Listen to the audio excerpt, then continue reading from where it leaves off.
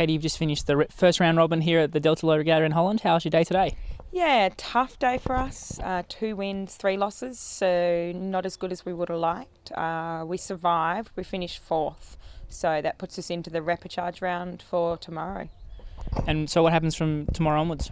So the top 3 go to gold, middle 3 go to repechage, and the others will go to silver. So we finished 4th, 1 win off 3rd, so I'm sick of just being 1 win off Gold Fleet. So we're into repechage tomorrow, 5 races and 5 tough races. And it was pretty close to get into Gold Fleet as well, wasn't it? Definitely, yeah. It was just an interesting day with airmail and nothing that you could see on the water. It was only what you felt in your sails. So we had some very close races, but unfortunately we only knocked up 2 wins on the board, so that put us in 4th position. And one of those close wins was against your fellow Australians to make it through the repechage, wasn't it? Yeah, we had a great race. We knew that was going to be a good race, being a training partner and having done the 5 days training beforehand with them. So it was close around the course. They led around the top mark and we led around the bottom, the top and the finish, thank God. So that was definitely a good match of the day. But unfortunately that was their last match and that put them into the Silver Fleet. So from tomorrow you get some fresh blood to race against? Yeah. So tomorrow we'll have 2 from our pool and then 3 from the other pool to join us. We don't know who those 3 are yet, as they're still on the water now.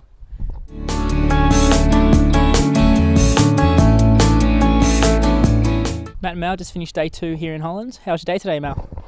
Yeah, it was a pretty solid day. The wind was very variable today, so to come away with 2 3s was a really good result.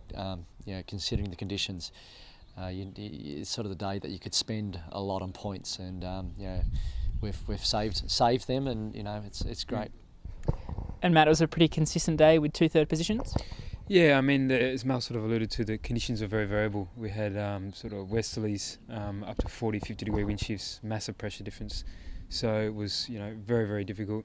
And to come away being consistent in that, as Mal said, you can certainly probably not win the regatta from those performances, but you can certainly, you don't lose it. And we did better than a lot of our group and the main contenders around us. So to move up to 2nd, means that we've got plenty to fight for tomorrow. And it's pretty close with the points, isn't it? Yeah, it's extremely close. I mean, we've only done 4 races. The depth in 470 is so strong that, if you have a good day, you do well, you move up. If you don't, you can lose a lot. So the fleet is very close. We've 1, 2, 4 in the world here. So we're just looking to put in some solid performances tomorrow and see where we end up in a few days. And Mel, when we spoke yesterday, it looks like a bit of an ice block. A bit more comfortable today? It's nice, actually. It was the trip home was pleasant this afternoon. Yesterday, that hour sail in that cold breeze and water was it was painful. It was painful, and I'm really a little bit scared about Weymouth in 10 days' time, because I've heard it's even colder there. And Matt, your training partners, Sam and Will, had a pretty good day today, so that must be good for the group? Yeah, absolutely. We've been doing a lot of work together, and we were just saying, actually, with Victor before, we were doing some training with the Japanese, and the Japanese in the other group had a 1 and a 2, both of them, and they alternated, and Sam and Will and us were the best in our group. So just shows you that the speed and our training and everything's on track, and we'll just keep that going. And Mal, you were saying at some of the earlier regattas this year that your speed wasn't quite up there. You coming along well now? Yeah, definitely. We're obviously going through the process and trying different things, and I suppose spinning the wheel. And no, it definitely feels like speed's certainly not the issue.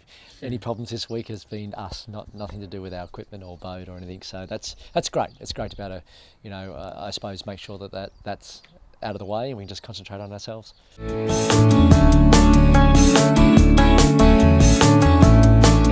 Tom, another 2 races today in the Laser Fleet. How was race 3 and 4 for you?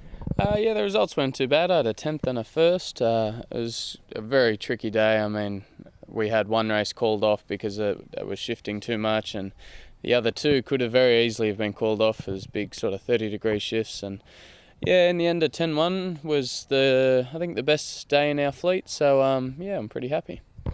And that leaves you 3rd overall, but nice and close with 1st and 2nd?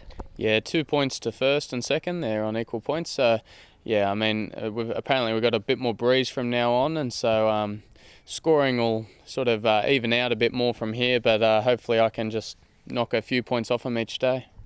And you spent quite a bit of time out in the water today before racing, and then, as you said, there was a bit of a postponement in the middle. How do you keep yourself switched on during all of that?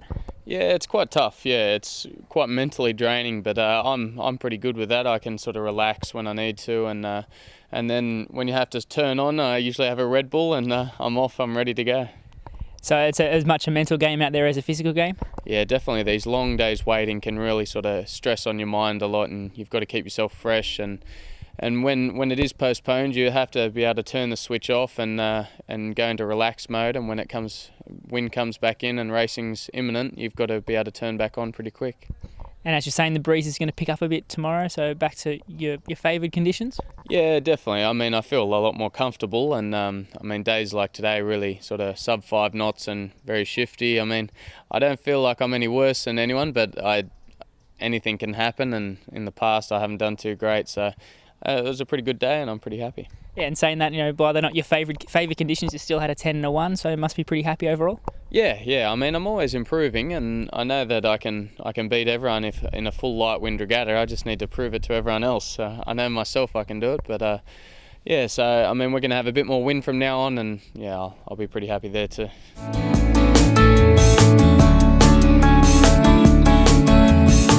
Ian and Nathan just come off the water after day 2 here in Holland. How was today for you, Ian? It was a bit up and down. We had a bad one to start off with the 22nd, but we got a third and a first in the last 2, which were good. But the 22nd hurts because we only get 1 drop, and we had a DSQ yesterday. And Nath, you guys have won here twice in the past, but you've never had great first days. And yesterday probably wasn't any different. Yeah, yesterday was pretty normal for us. We seemed to start the regatta off pretty badly. We sailed really well and got a 1-3-1, but unfortunately they deemed the top mark we went around was the wrong one when there was 2 identical side by side. So it was a tough day, and then today we started with a bad race, but then finished with a 1 and a 3. So things are looking up, and we're only 11 points off the lead with a lot of races to go. So hopefully we can just keep trying to catch back up. And then, as Nathan was just saying, you haven't started well here in the past and still managed to come through and win. So still optimistic about this week? Yeah, definitely. Like Nath said, there's a lot of racing to do. So still early stages yet, and hopefully we'll come through again. And Nath, you guys haven't raced since Melbourne back in December. How are you feeling being back in the boat? Yeah, it's good to be back in the boat. We've done quite a bit of training back home in Australia with our training partners, and it's good to get back into Europe and do an event. It's a bit different this one because I think we've got about 40 boats racing, and normally we don't have fleets that big. So there's different rules apply for the way that you manage a fleet that big, and this sort of racing, people are just hitting corners, and usually one side works. So we're sort of getting to the top mark in 5 or 6 and then working forward from there. In the 2 races we did well in today, so it's just good to be back racing, and it's great to have this event in the lead up for ISAF Gold in a couple of weeks' time. And Ian, this is the start of a busy time for you guys with a couple of events back to back. Is it about building momentum from here on in?